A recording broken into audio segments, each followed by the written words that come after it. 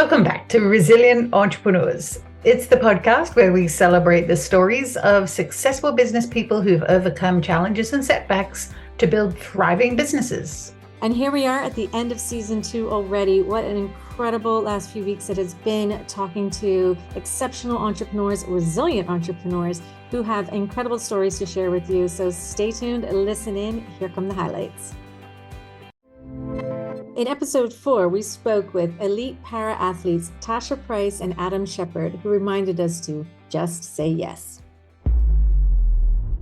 The program I run is called Wi-Fi, and it's all about helping people discover their why and their passion and their purpose. And I think it's really important for people to live a great life and a fulfilling life and have direction in their life.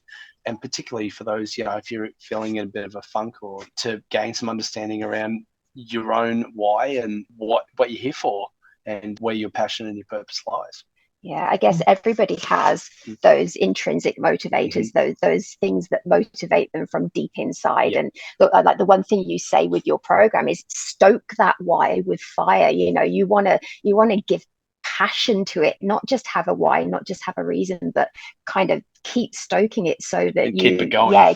Keep that fire burning so that you have that reason to get up every day. You have that reason to keep chasing your dreams. And the only way you can do that is by figuring it out and knowing exactly what it is, hone in on it, and then use that as the fire in your belly to keep you going. Yeah, absolutely. Yeah. We talk a lot about using your intrinsic motivators. So, the stuff that you're really, really passionate about, the stuff that makes the hair on the back of your neck stand up in life to pull you, to move you forward, and to pull, and everyone ends up in those funks, and like as you said, so it's using those things to help pull you out and keep you on the track. In episode 8, we spoke with author, speaker, and incredible coach Jamin Fraser. He told us how to show up at your best when it matters most. A person building a business. This sounds like a lot to go to, am I building my business or am I building me? And can these things be done in parallel? And I'll let you answer that. Well, especially for the solo entrepreneur, you are doing the same thing. Building you and your business. You are your business. You are your brand. You are your reputation. If you are solving problems with the handbrake on, then that's going to be bad for business. If you are doubting yourself, second guessing yourself, assuming you're not good enough, fearing you're going to be found out, okay, well, it's not a big stretch to think that's affecting the bottom line of your business. I think it's impossible that someone could really thrive in business, especially a business that is them bringing their essence to the world, solving a unique problem, creating a unique niche and a unique solution, and yet they're not sure that they've got what it takes, or they're doubting their capacity to do that. It's hard enough running a business, let alone running a business with the handbrake on. And so, I think they are one and the same. It just seems like such a vulnerable subject, and there is so much angst that gets built up with the fear of, what if I'm not good enough? What if I don't belong? What if there's something wrong with me? So I think the human condition is we all want to be good. We want to feel like we're decent human beings. We're just afraid that if it was all exposed, there'd be some shortcoming and something lacking or limiting. And so it's terrifying to have that confirmed. So most people run or hide instead and devote a lot of energy to masking, managing, medicating insecurity. It's very counterintuitive to actually turn and face it instead. But that's the most important adult work, is to do that thing, to go back and review the narratives, the limiting beliefs you've picked up about yourself in earlier years. And people have devoted a lot of energy into separating themselves from the past. There's a lot of lightweight rhetoric around the past is the past. It is what it is. You don't go back there. What would be the point of going back there? You can't change anything.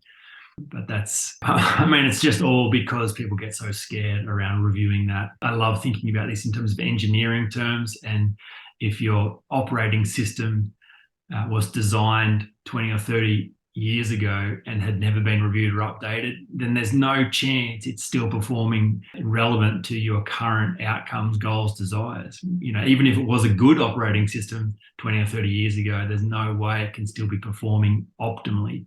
So of course you're going to have to go back and review it and update it, especially if you want to perform at your best, achieve your potential, do meaningful work in the world. So and that's all it is. It's just an optimization process using your adult skills to do what only you can do, and reviewing the limiting beliefs and doubts, fears, and insecurities you've developed is the heart of that work. In episode 7, we spoke with relationship specialist Tracy Baker Lawrence. Do you lead from your head, your heart, or your gut? But I think in terms of resilience, I think it's about the capacity to, a lot of everything comes for me back to being able to be present, but to be able to be self-aware and be self-compassionate and to be able to self-regulate. I think those three things are really powerful. And I think if we can do that, then we'll be resilient. And I don't know if you've heard of wonderful Michael Singer, who's a spiritual teacher. And I'm just listening to his podcast all the time. He's fabulous. And he says, and it's about sort of getting the ego out of the way, or as I would talk about it. And he says that really spirituality is about, can you handle it? And for me, that's what resilience is. Can you handle it? There's a lot of traffic and you're running late. Can you handle it? Can you handle it? Can you be okay? And I think if we have self-awareness and we know why the ego is driving us, and we can have a little chat to it and say, thank you very much, but that's not very helpful right now. And you can bring self-compassion in and you can regulate your nervous system. For me, that's resilient. And so then maybe bringing that into organizations, I think it's still about, can we be all more self-aware? Because there's so much reactivity in the world, which distresses me to see that. So much automatic reactivity and people struggling to even understand what's going on in them, let alone to understand it, let alone to then make sense of it and then be able to regulate it. And so I think for people in organizations, the business owners to be able to do that for themselves is profoundly important. And then to be able to help their clients do that, or leaders if they're executive coaches, but for the leaders to do that, and then be mentors to other people in that, because we co-regulate each other. Our nervous systems, if we can co-regulate each other, that'd be a really great world rather than setting each other off. In episode 14, we spoke with Mini Farm Project CEO Nick Steiner. He has an incredible giving circle that feeds thousands with your morning cup of coffee. Yeah. Any advice for people out there that might, like you, have a big vision of a world that they want to improve on and see a niche where they can actually make an impact, but they don't know where to start? Like, how does someone start? What do they need to know? What do you wish somebody had told you even? What I did was I came up with an idea on paper, and then I spoke to somebody about it, and they was like, oh, another crazy Nick idea. And I was like, okay, fine. Then I actually went out and did it. I just built the farm. I was like, I just did it. Here's my idea in manifest. And then they saw it and I was like, wow, this is amazing. Now we see. I find if you just do what it is that you want to do, even if it's a scale model, something tangible that people can see, share and understand, you'll get that buy-in, which then fuels you as an entrepreneur or CEO or a founder to actually move to the next step. And one important thing for me is to have somebody that's close to you that you can confide in and go, am I a mental patient by thinking this is going to be a good idea? And you want full hard truth from that individual, go, yeah, you are, it's not going to work. And then if you still want to do it, you just go and make it happen. But that person there is a supporter to you. I think everyone, like myself, that creative mind, we're all a little bit touched. We just need that grounding occasionally where somebody just goes, hang on, let's have a look at it this way. I'm here 100% to support you, because we need that tether to support as well. Otherwise, you're alone. And you can't build when you're alone. You need somebody next to you to help. That's probably my recommendation to anyone starting out doing this, is just to have that one trusted friend or person or mentor even, just to give them that little bit of inspiration and help and just go. And then just do the idea. Like for me, I built my first farm in my backyard. I worked through the processes. I told people about it. And then I burnt my ships, so to speak. I wasn't going back. I was like, this is where I'm going. And I told every human being that I ever met, guys, I'm starting a charity. This is what I'm doing. If I fail, I'll fail on these merits because I'm burning the ships. I'm not going back.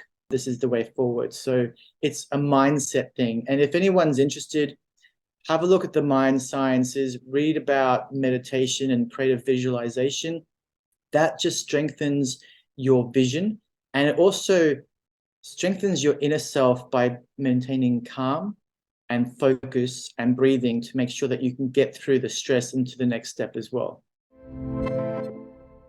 In episode 5, we spoke to one of Bermuda's biggest and youngest entrepreneurs, it's the Sargasso Sea CEO, Colin Rigo, on embracing adversity.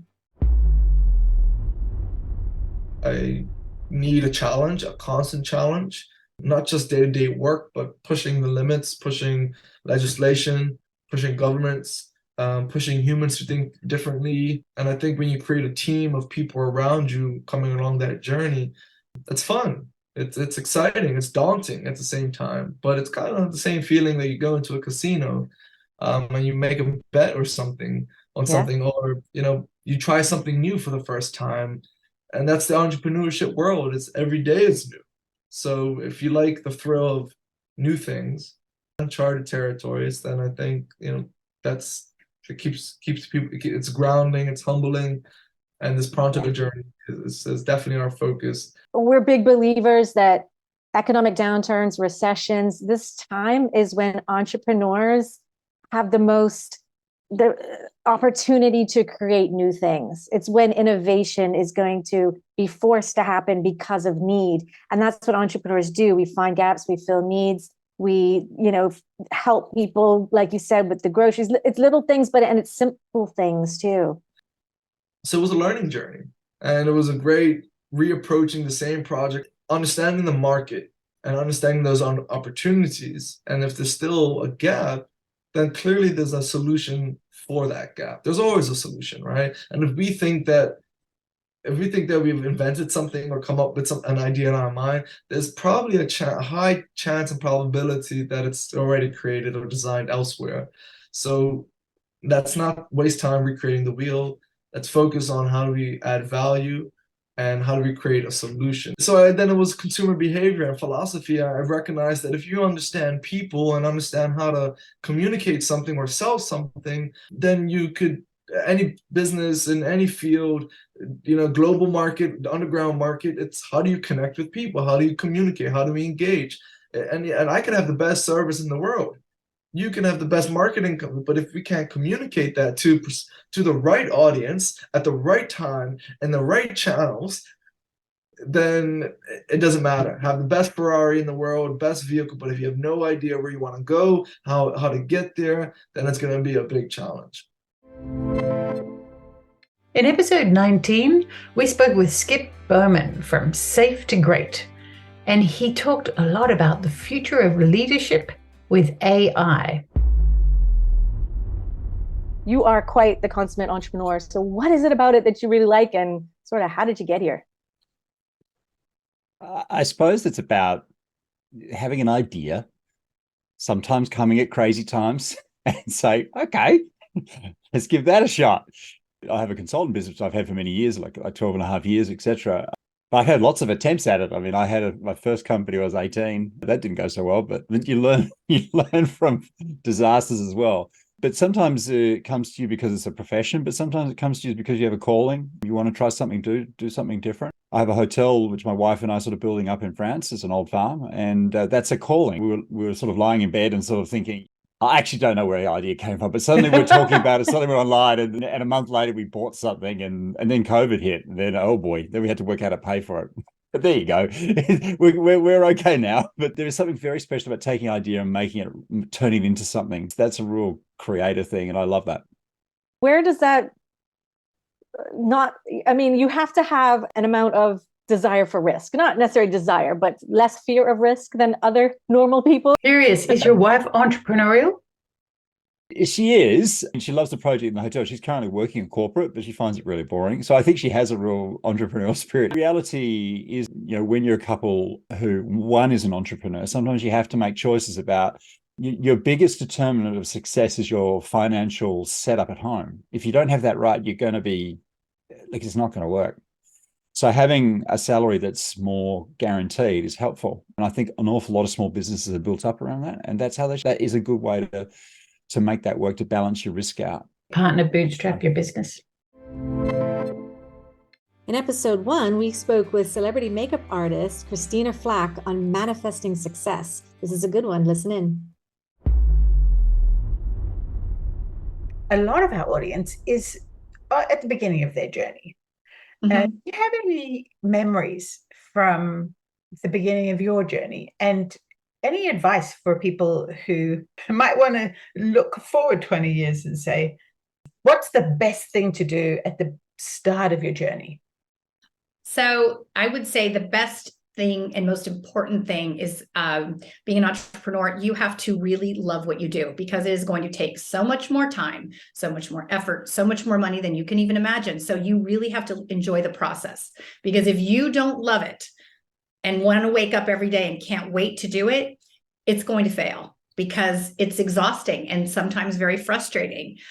Tyler has a great saying that, it's really hard to be exceptional, because if anyone knew how hard it is, no one would do anything. So it's actually better that you don't know. I know that there's a lot of people in the world that are in corporate jobs or in jobs that they just don't love, and they want to make a change. And so what I urge people to do is work after work, get a part-time job doing what it is that really brings you joy and fills your heart, and on the weekends, and not quit your job, because I didn't do that. I mean, I am very grateful that I have Pretty Girl, that is my company that I started. So days that I'm not on set, I'm doing interviews and I work on my company. So for me, a perfect fit. Both my careers actually help each other.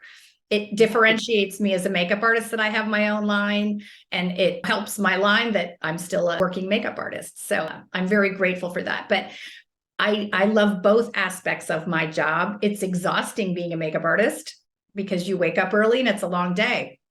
Yeah. So that's why on days that I don't have a shoot, I can be a normal person. I can go work out, I can go to yoga class, I can, do stuff and be in my office or work in my home. So I have created the life that I want, and I love how it is. In episode 2, business coach Raina Drake spoke with us about balancing business and emotions. I think especially for entrepreneurs and new business owners, or people who are thinking of going into business, one thing one must really, I think, appreciate from the get-go is that you are going to face challenges. It is part and parcel of running a business. You cannot avoid this, no matter how smart, no matter how strategic you are, no matter how many resources you have at your disposal. What changes is what kind of issues or concerns you have to deal with.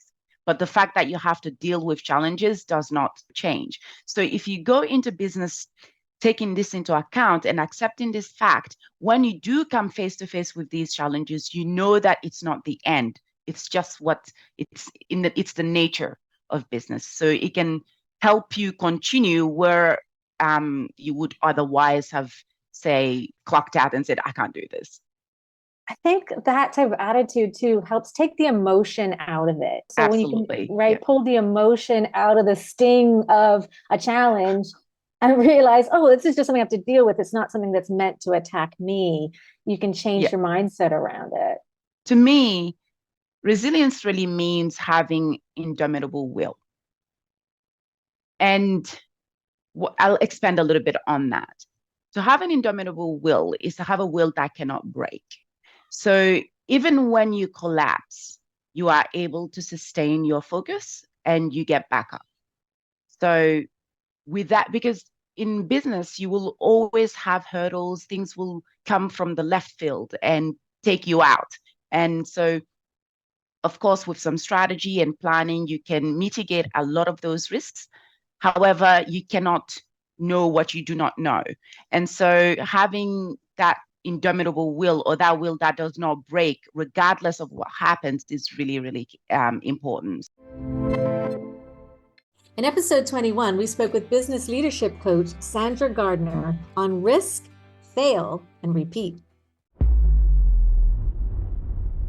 Do you think entrepreneurship is for everyone? Do you think anyone can do this? I'd love to say yes, because in my world, there's no greater vehicle for personal development than starting and building a business. You're going to learn a lot about yourself, but there's other vehicles to learn about yourself. It doesn't have to be business. And some people that are risk averse, are comfortable in knowing a role or a job and like the routine of their day-to-day and the certainty of an income, and are not really willing to step off the ledge, because there is a leap of faith. At some point, you've got to leap off that cliff top, knowing that, hoping the parachute will open, but you're not 100% sure. So if you're not willing to jump off the cliff top, then maybe you need to do a bit more work and get yourself ready for that leap.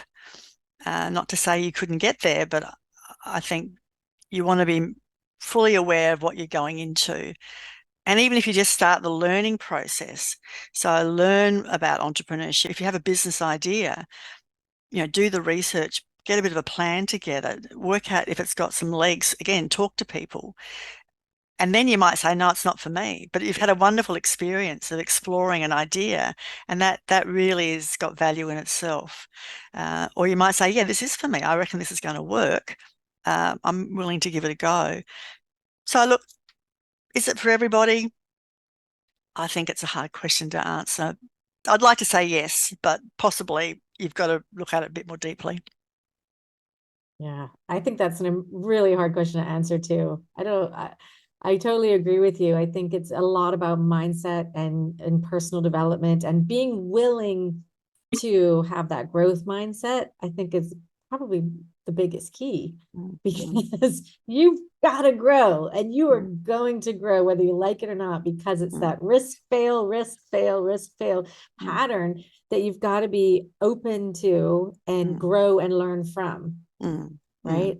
Yeah. Exactly. Oh, and I do love that there are so many more coaches out there in the world now that are accessible, that can help you get unstuck. That's a message to the entrepreneurs out there. Don't sit stuck in a place. There are people that can help you just see it from a different perspective. In episode 17, we spoke with the founder of Current Vehicles, Piers Carr, about breaking through the no barrier. And my goodness, he has had some significant no's. What for you is the best part about being an entrepreneur, Piers? The best part is that vision that we set out at the start, which has changed shape a few times, but it's, I guess, our North Star is seeing that start to form, start to come together. So an idea that we came up with in 2012, and just starting to see that take shape has been brilliant. And knowing that was something that we came up with together, and that we're on that journey to make it happen. And it's meaningful, and it gives me purpose. I think as entrepreneurs, you have to be an optimist, eternal optimist. Particularly when you're faced with adversity. And I went into last year going, we're back. This is going to be great. And it was a really difficult year for us. We did obviously pick up from the previous years, but I think the arrival numbers, certainly airlift was down 50%. Then we found ourselves with big supply chain issues. So trying to get the parts for our vehicles was difficult. So we had a large percentage of our fleet offline, which wasn't good. This year, supply chain seems to be fixed. So we will be able to put a full fleet out. And by all accounts, the conversations I'm having with the hotels and our pre-bookings are looking really positive. You've got to celebrate the milestones that you hit, and each of those milestones is a win, is a success, because you have to face a lot of backlash. You've got to face really uncertain, difficult times. And there are milestones. You have an idea, you like to see it rolled out. And when you hit those, you should celebrate them. I feel lucky and I feel successful that we've got to where we have got to. In episode 18, we spoke with Wholesome Bellies founder Fiona Anchel, and she gave us the real playbook for work-life balance. Are you able to articulate what you love most about being an entrepreneur? What I love most? I love that my time is my time. I have so much freedom. Having had children like 10 years ago has allowed me to run a business and be there every single morning. I don't have to rush off, and I'm there every single afternoon. And that is the most valuable gift. I won't have that. I'm going to get very emotional. Sorry. I won't have that for much longer because they're growing. And that I just see so many parents living the grind and the hustle, and they're up super early and they're rushing to work and their kids are in after school and before school care, and that would break my heart. So time, I can jump back online tonight. I can be here with you this morning while they're asleep. I'm with them every single day, and that's more than anything to me. In episode 20, we spoke with the founder of Glacier digital agency, Tan, and he gave some great digital marketing tips. He had some interesting concepts about AI, and he says advertising should not be designed to stand out. If you want to hear what his last name is, you have to listen to the whole episode. You'll see why. The digital business, digital agency business that you've started, you're still quite young. This is what, your second business, and you were working at an agency and then decided to branch out on your own. So you really have that entrepreneurial spirit running strong. I would say, I don't know what an entrepreneurial spirit is, but I like freedom. So I think that's what it is. For me, freedom is the best thing in the world. I think you could have money, but you can buy freedom. So for me, the number one priority is freedom. I need to be able to choose my hour that I want to work, when I want to work, and just what I want to do. I think being an entrepreneur, being the business owner, fits those boxes. For some people that are not really committed or driven, freedom can be a downfall as well. That's the same for me sometimes. What's your thoughts on AI? Because nowadays you can get an avatar to speak for you, and you can get ChatGPT to write you a script and everything. So what's your thoughts on there and the future of marketing that's coming through that? Yeah, AI is a skill, and we're moving to a world where you need to know more things to be able to work in a competitive industry. So you not only you have to know the platform that you'll be advertising on or posting organically on. You have to know how the algorithm of each platform works. You now have to know how to work AI, because that's a competitive age, right? If you don't use it, you're going to fall behind. I think the industry is talking about prompt engineers, and I think you have to learn at least the basic of what you need to say, the right things you need to say, the parameters that you have to set for AI for it to produce at least good quality or acceptable quality content that's not a 5-year-old can do. What's the future of AI? If you were to project into the future, look into the crystal ball, what does it look like in, I don't know, even 3 years' time? 3 years' time. 3 years' time, I think AI is growing exponentially. Everything nowadays can be solved with AI. There's even a website, I can't remember the website, but it kind of collects all the tools that AI tools and it literally has everything that can be solved by AI. So I think in 3 years, people will catch on, and AI will just be another tool. You won't have that hype around it anymore, because nowadays, if you say something is written by AI, created by AI, supported by AI, it's kind of like, oh, this is a new product. But in 3 years, it won't have that buzz, that ring to it anymore. In episode 11, we spoke with Digiroo founders Antonio and Lloyd Holder on becoming inventors. The reality is it's easy to launch a service, right? I know you understand that, Lloyd. Like a service is a different ball game than a product, because a product, the time of development is, I think, what most people underestimate. And like you were saying, the costs, right? There is a lot of factors in, and it's not just the materials and the making of the product in the factory. It's all the design phase, the lawyers, the legal stuff, the trademark, the everything that you guys have been through. Were you prepared for that, or do you feel like you just went in completely naive and you went for it?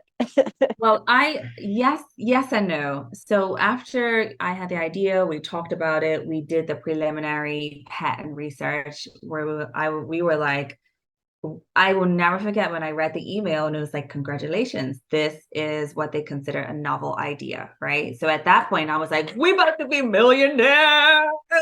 I was that. No, but that's honestly what was the first thought in my mind. I think since I've become more of an entrepreneur and I have that entrepreneurial spirit, I'm constantly thinking about how I could improve things. Or has this been done before? Oh, that's a great idea. Or out of the lack that I'm experiencing, can I capitalize on that? Do other people need that? If I'm looking for it, somebody else must be looking for it, right? And you get excited about that and the idea that you can be successful, not just making money, but also make an impact.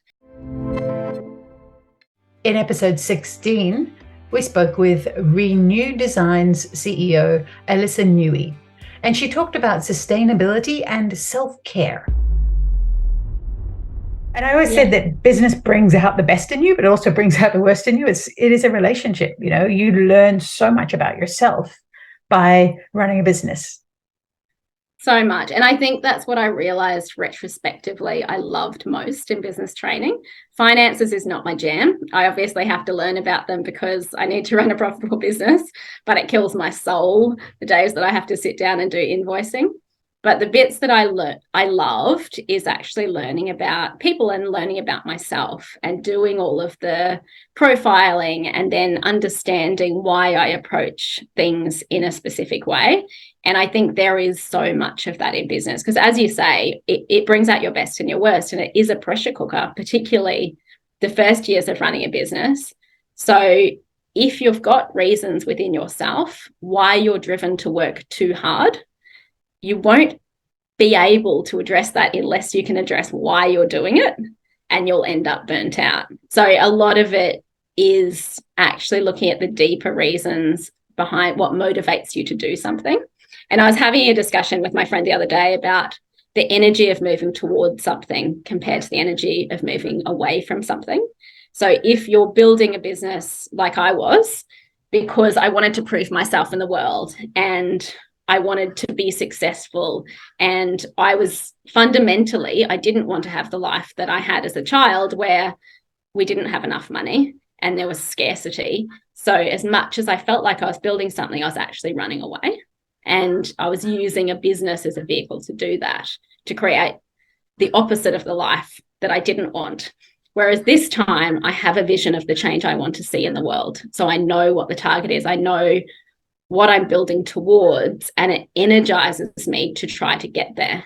So the amount of work might be exactly the same, but it's energizing rather than depleting, because when you're trying to constantly struggle against something, it takes so much energy compared to when you're excited about achieving something. In episode 6, we spoke with systems expert Crystal Diverty. Before you hire, hear this. What do you like most about being an entrepreneur? What's the best thing?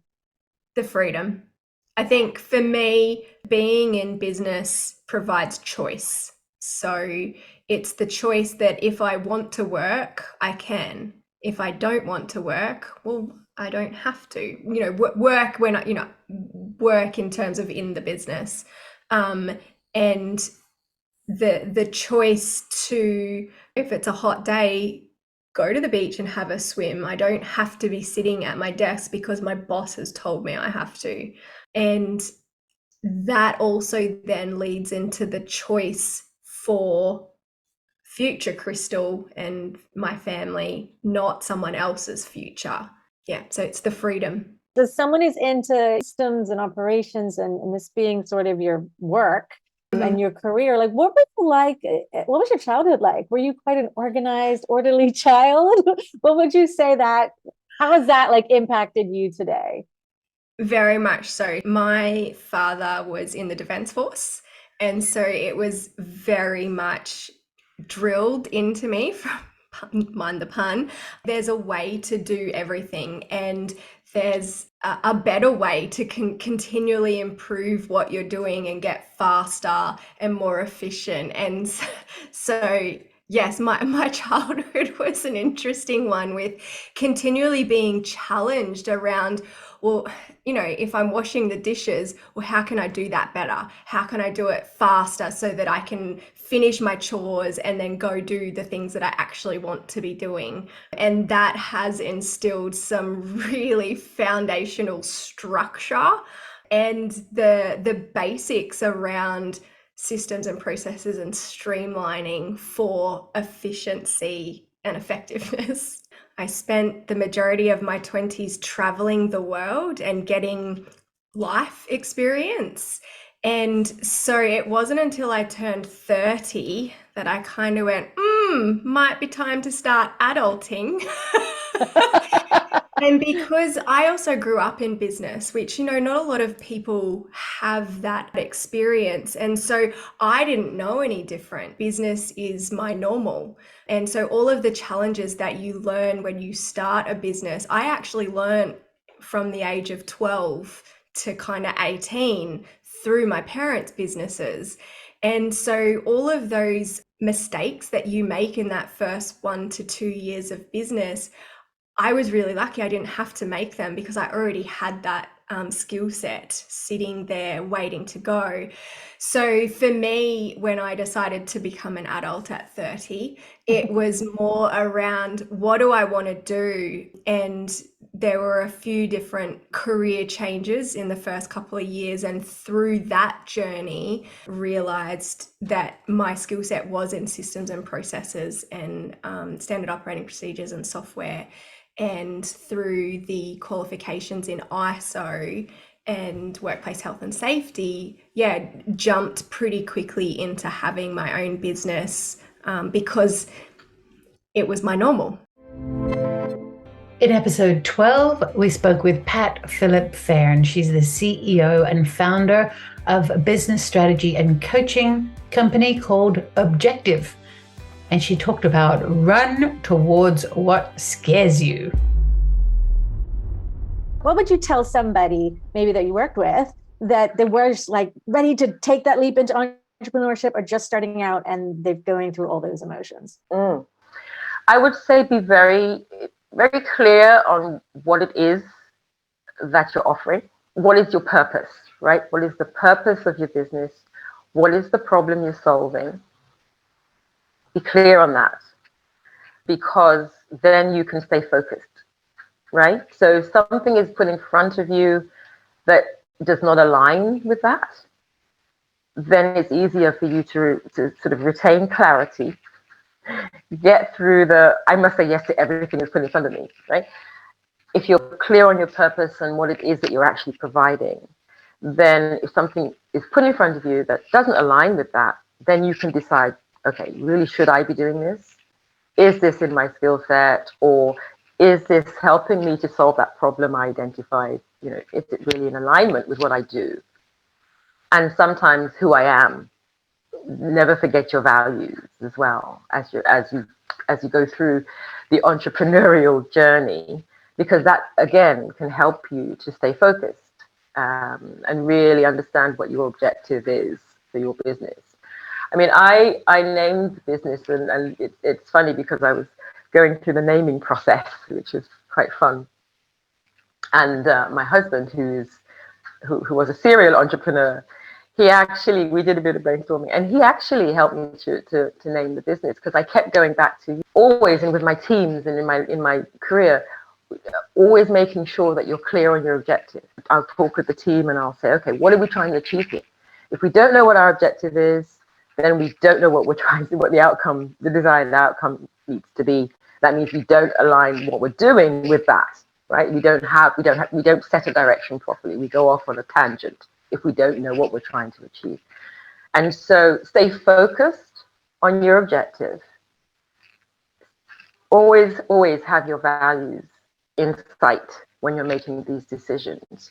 And then you'll be able to take that leap and say no to the things you should be saying no to, and be able to provide your service, and always provide your service with clarity. In episode 9, we spoke with MediWaste CEO and founder Dante Hunt on all the essentials of entrepreneurship. So, Dante, tell us what you love most about being an entrepreneur.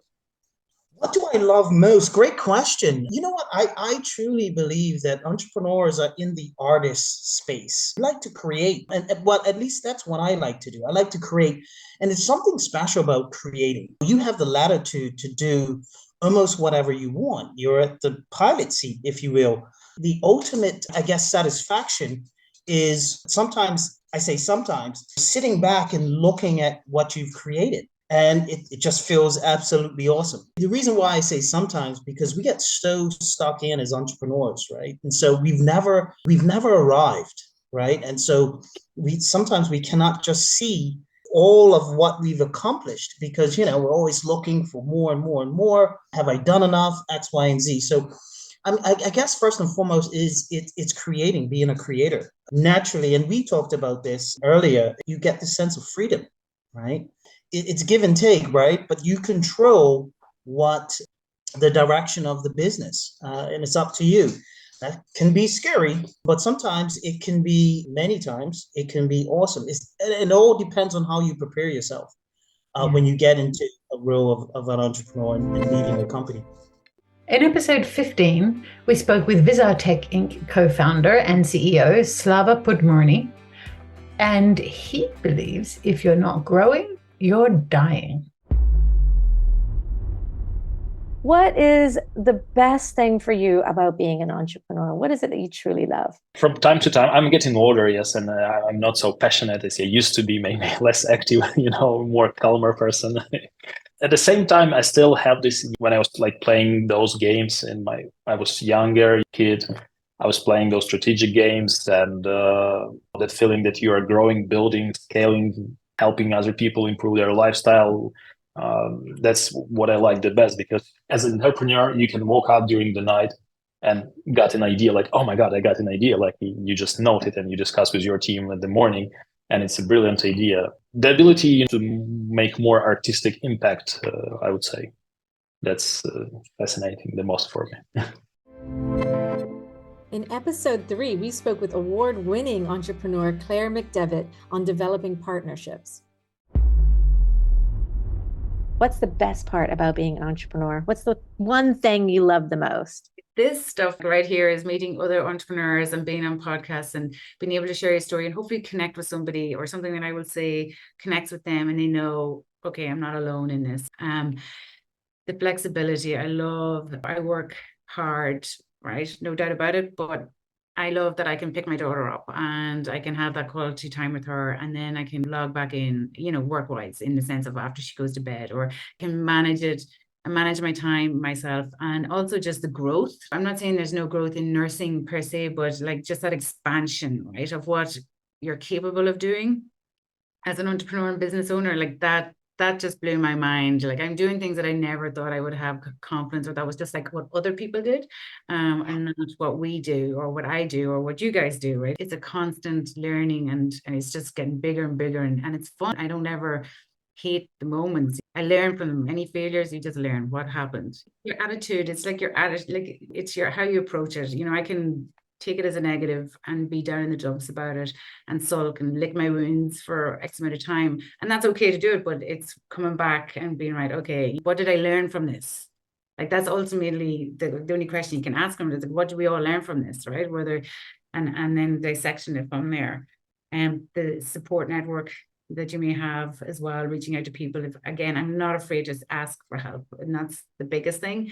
It's like, if I don't know marketing, if I don't know this, I'm going to ask somebody else to show me, because I'd rather not spend 5 hours down a rabbit hole trying to and just then ask for help and know that I can get a solution really quickly, right?